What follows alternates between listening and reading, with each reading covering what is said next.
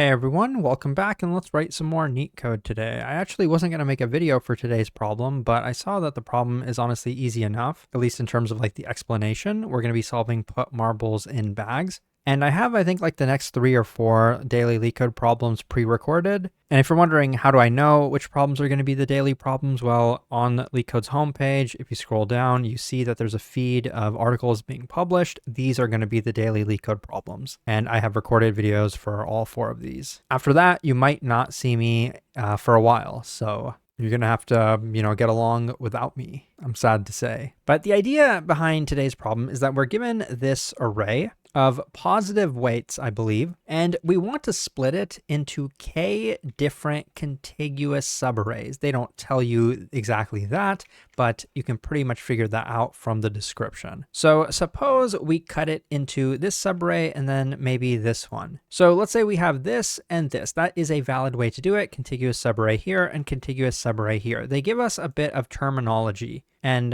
by the way, the k parameter here was 2. That's why we do 2 subarrays, exactly 2 subarrays. And we're guaranteed that k is always going to be less than or equal to the length of the input. So it should be possible for us to do this. Okay, with that said, the terminology is starting down here. We say that the cost of a specific bag, but I say subarray because I don't really care about the story that Leetcode has to tell us in today's problem. I say this subarray's cost is going to be the sum of the endpoints. So this and this is going to be the cost of that subarray, and this is going to be the cost of the second subarray. They give us another word. They call it the score. I call it the sum of all of the costs because that's exactly what it represents. So again, I don't really care about the words that they have for us. We say that the score is the sum of the costs.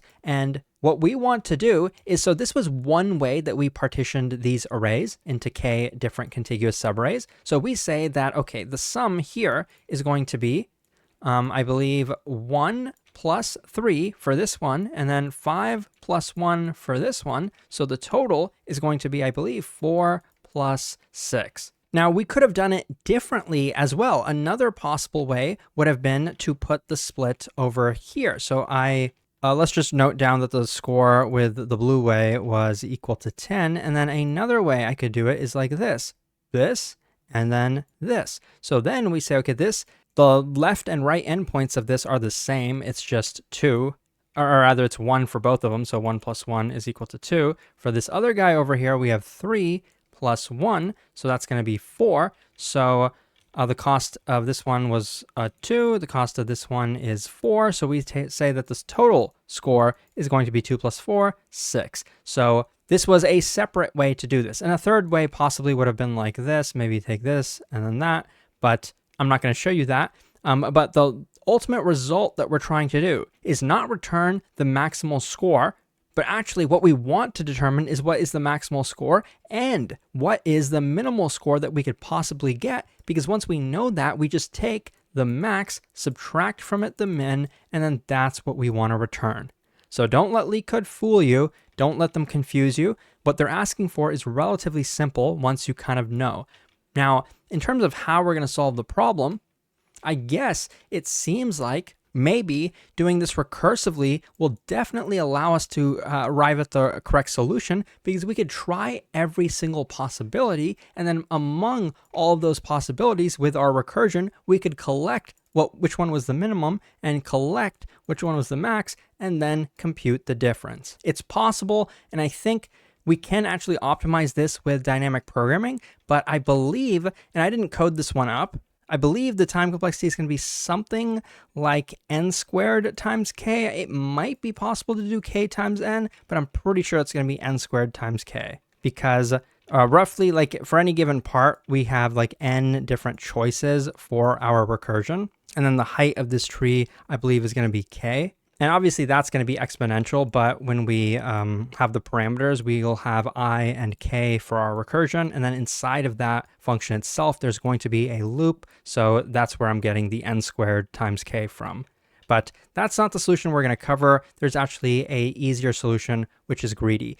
Now, to arrive at the greedy solution, you have to make observations. You can't just think about this problem from like a black box perspective. You can't just naively say, okay, well, I'm just going to try to maximize it. I'm just going to try to minimize it. I'm not going to take a look at what exactly is going on under the hood. I'm just going to think of that as a black box. Yes, that's the lazy way to solve problems. Yes, that's why I say when I'm coding up a recursive solution that I'm just turning my brain off, because really I am. I'm just following a template inside of my head, and I'm not even thinking about the problem any further. But when you think about the problem a little bit further, this is what you find. Let's look at a larger example. Hopefully this turns out to be a good example. Now, obviously it's not guaranteed that the input array is going to be sorted.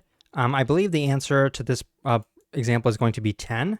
So with this example, let's just try to draw things out and see if we notice anything. This is, let's say, one way I could split this up into two subarrays. And then here I have 1 plus 1.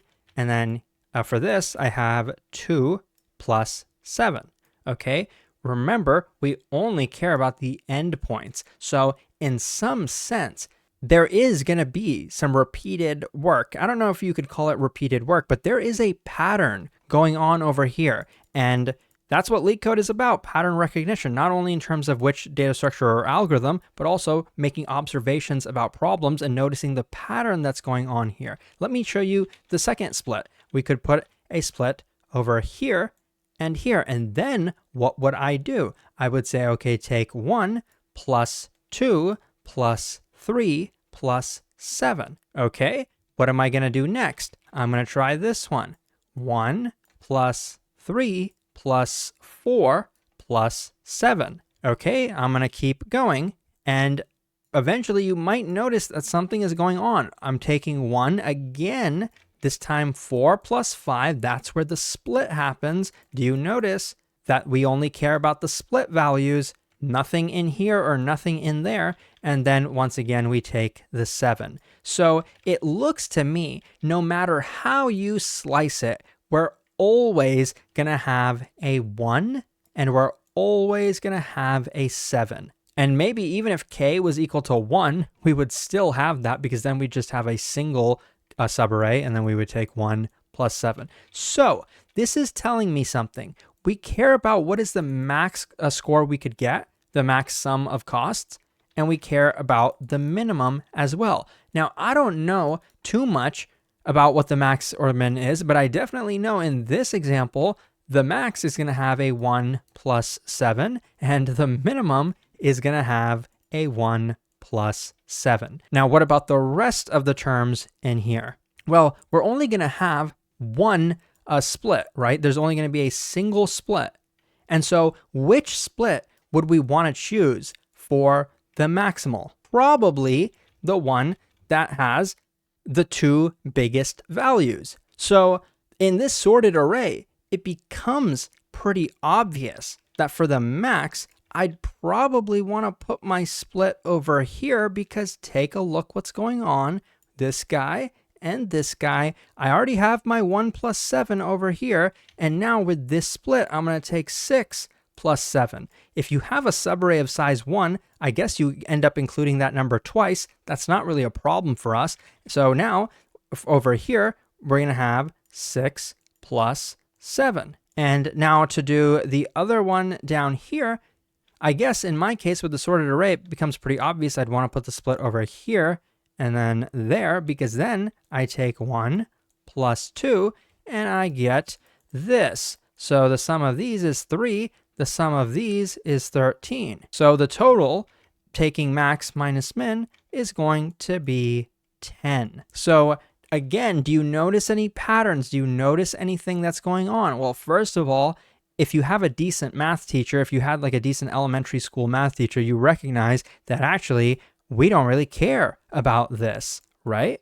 And also, k was 2, but we only needed one split to get two subarrays, right? This and this subarray, or this and this subarray when the split is over here, because if we do one split, then we end up with two subarrays. If we do two splits, we end up with 3 subarrays, etc., etc. So if we're given a k parameter of 2, we only need to perform one split. And for the max, we want to perform that split where the two adjacent values are maximized. For the min, we want to perform that split where the two adjacent values are minimized. So I hope I've given you enough intuition to solve the problem, but if I haven't, it's probably because this example is relatively simple. It's because we only needed to do one split. What if we had to do multiple splits? What if the k parameter was equal to 3 instead? Well, the 1 plus 7 is going to be the same. We're still going to take the endpoints because, again, no matter how you slice it, we have one subarray over here. We're going to end up having a subarray that ends here and a subarray that begins here. So I'm always going to have my 1 plus 7 over here, but you don't even need to account for those because they're the same here and same here. If you take the difference between these terms, you're always going to get 0. So that's why I'm not really drawing them out, and you don't even need to compute them when you take the max and minimum. So now with 3 splits, how would I go about solving the problem? Well, I guess I could try every single split and then among those collect, in this case, since k is 3, I want to collect the 2 maximal splits and the 2 minimal splits. But in general, k is a variable, so doing it k times is going to have some complexity associated with it. So I think there's multiple ways to go about doing this. One would be like the heap-based approach, and the other would be the sorting-based approach. I'm going to choose this one just because it's easier to code up. I highly encourage you to try out the other one, though, just to challenge yourself. This is a hard problem. If you weren't able to come up with it on your own, that's fine. But if I show you the sorting solution, you should be able to come up with the heap solution by yourself, or at least implement it by yourself. But anyways, finally, to finish this up, what we're going to do, since we're trying to pick the biggest and smallest splits, why don't we just compute all possible splits? So in this case, just to make some room here on the left, I'm going to, in this case, get every possible split. So if I had a split over here, then the sum of these two values would be 3. If I put my split over here, sum of these two values would be 5. And I'm just going to kind of keep going. If I put the split here, sum of these two adjacent values is 7. So kind of just keep going. I think 11 and then finally 13. So it looks like we had 6 different possible split values. It does make sense because we can't put the split over here. We can't end up with an empty subarray. So we can split here, here, here, 4, 5, 6. We had 7 elements in the input. We have 6 possible splits. That makes sense. So now among all of these splits, it probably becomes obvious what you want to do. K is 3. We take the 2 biggest splits and then put them over here, 11 plus 13. We take the 2 smallest splits, put them over here, 3 plus 5. So we would get something like 24 minus 8. So it looks like that is going to be 16. Now, keep in mind that the only reason that all these splits were already sorted was because my input was sorted. If my input was not sorted, this is not going to be the case, and there's no guarantee that the input is going to be sorted. Thus, we are going to end up sorting this ourselves. So I believe the bottleneck in terms of time complexity is going to be that sorting, which is going to be n log n. I believe the space complexity is going to be roughly proportional just to n, because that's what the size of these splits array is going to be. So like I said, this problem isn't too bad, I think, for a hard one. I think the hardest part is just recognizing that the dynamic programming solution is not the intended one. Okay, so let's go ahead and reset ourselves. And so first thing I'm going to do is just get that splits array. And I guess I'll be kind today and not show you the Pythonic code, even though we could do list comprehension. And I always recommend people to learn Python for coding interviews. I promise you, you won't regret it. But anyways, let's do this. We want to go through the length -1 because we know that's how many splits we're going to have. And we don't want to end up with an index out of bounds error. So the way I'm going about this is this, taking weights at index I plus weights at index I plus 1. And we always know that this is going to be in bounds because we're not actually going up until the end of the array. We're going 1 minus that. So taking this sum, adding it to splits like this, and then we can take splits and sort it. And then what we want to do is compute the max and minimum score. And if we care about the actual score itself, we would do something like this. We'd take, first of all, weights at index 0, the beginning of the array, and the end of the array. In Python, you can get that with -1. And then also the sum of the last k split values, the largest k split values. And in the minimum score, we're going to do exactly this part, and also the smallest k split values. To get that, it's pretty easy. You take sum of a slice of the splits array. You go from the beginning up until index k minus 1. I'm going to put that in a variable actually because we're going to need it here. I equals k minus 1. So I'm going to replace this with I. And then over here, we want the last k split values. So we would do this. In Python, if we want to start at the last index from splits, we would do -1 up until the end. If we wanted the last 2 elements, we do -2. Since we want the last I elements, we can do -I. And then at the end, what we would return is the max score, of course, minus the min score. Now, there's a bug in this code, and the only reason I figured it out is because I submitted this code and then I got a wrong submission. The reason is that we're actually missing an edge case, the fact that we're taking advantage of Python here and not using like a loop. Because think of the edge case when k is actually equal to 1. In that case, we're not actually doing any kind of split in the array. So this would end up giving us a wrong answer. So to mitigate against that, I just put an if statement up here. I mean, you could code this up with a loop that would also prevent it, because if you're iterating k minus 1 times, k is 1, that means you would iterate 0 times. So maybe a loop would be preferable to compute these parts.